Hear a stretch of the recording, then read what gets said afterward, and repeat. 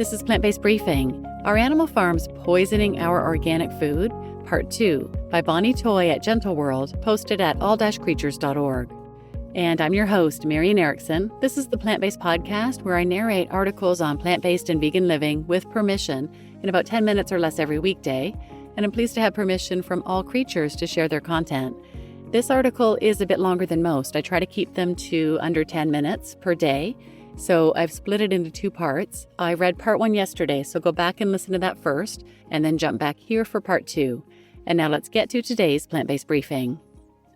Are animal farms poisoning our organic food? Part 2 by Bonnie Toye at Gentle World, posted at all-creatures.org. For vegans, the problem is twofold. It is both a violation of core values and a deceptive breach of trust. Consumers are led to believe that organic agriculture is clean, green, and wholesome. But if the carrots, spinach, or kale you're buying were grown in soil infused with the remains of slaughtered animals through systems you fundamentally reject, can it truly be called ethical or even organic? Also concerning is the lack of transparency. Organic labels rarely, if ever, disclose what kinds of fertilizers were used. There's no indication on a label whether a product was grown with blood meal or with a plant-based compost.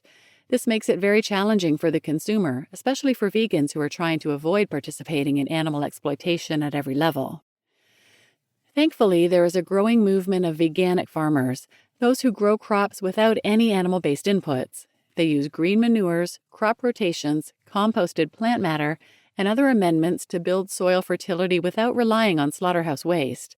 However, this method is not yet recognized under separate organic certification, and veganic products remain hard to find at scale. One of the most effective ways to identify veganic food is to ask the grower directly, especially if you're shopping at a farmer's market, participating in a CSA or community-supported agriculture, or buying from a local co-op. You can ask specific questions like, do you use manure, blood meal, fish emulsion, or any other animal-based fertilizers? And what do you use instead? Many small farms that farm organically are happy to discuss their practices, and some may already be using veganic or plant-based methods without officially labeling it as such. Instead of animal products, these growers often use composted plant matter, green manures, seaweed, and cover crops to build soil fertility. While there's no USDA-approved veganic label yet, a few independent certifications and movements are beginning to gain traction, particularly in Europe. The Biocyclic Vegan Standard, based in Germany, certifies farms that use strictly plant-based methods and no animal-derived inputs. In the UK, the Stock-Free Organic certification by the Vegan Organic Network similarly ensures that no animal manures, slaughterhouse waste, or livestock feed inputs are used at any stage of the growing process. Though these certifications are still new, they are a promising sign that standards for animal-free farming are being developed and recognized.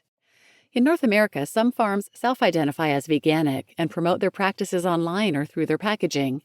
These may include certified organic farms that go above and beyond organic standards by intentionally avoiding animal inputs. Farms such as Eastward Gardens in Indiana, Little Logan's Farm in upstate New York, and Plantiful Farm in North Carolina are examples of producers that practice veganic growing and may offer CSA shares, local produce boxes, or direct-to-consumer sales.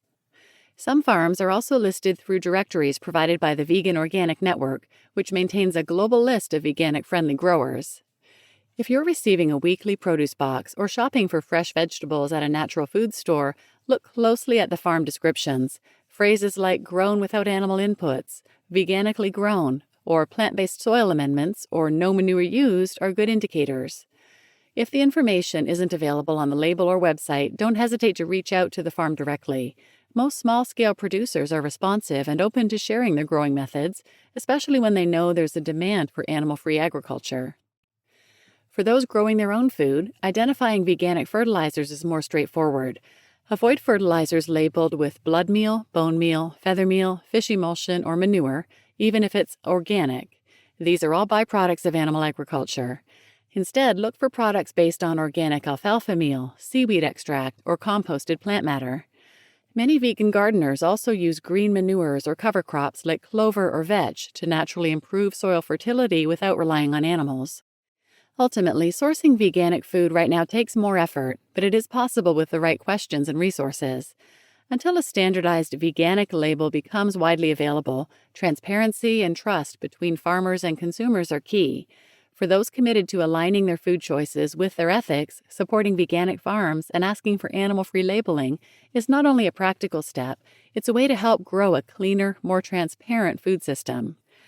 In a world increasingly aware of the ethical, ecological, and health costs of animal agriculture, the organic movement must do better.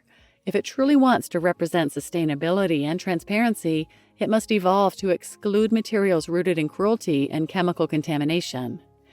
For now, vegans face an uncomfortable reality that the clean food ideal we're buying into may still be quietly sustained by the industries we seek to dismantle.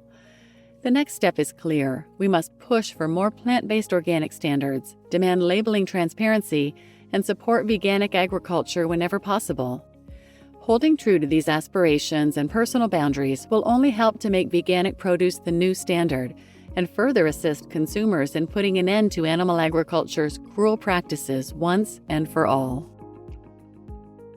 You just listened to Are Animal Farms Poisoning Our Organic Food? Part 2 by Bonnie Toye at Gentle World, posted at all-creatures.org. And I'm your host, Marian Erickson. And I'm going to link 3 related episodes in the show notes that you might want to check out. 1082, Growing Your Own Food by Dr. Jeffrey Pierce at Love.Life Telehealth. 764, Is Veganic Gardening Worth It? How to Get a Thriving Backyard Without Using Animal Products by Charlotte Pointing at vegnews.com. And 290, More meat farmers are switching from cows to plant-based agriculture. So check those out and feel free to share this episode with anyone who might benefit, and thanks for listening.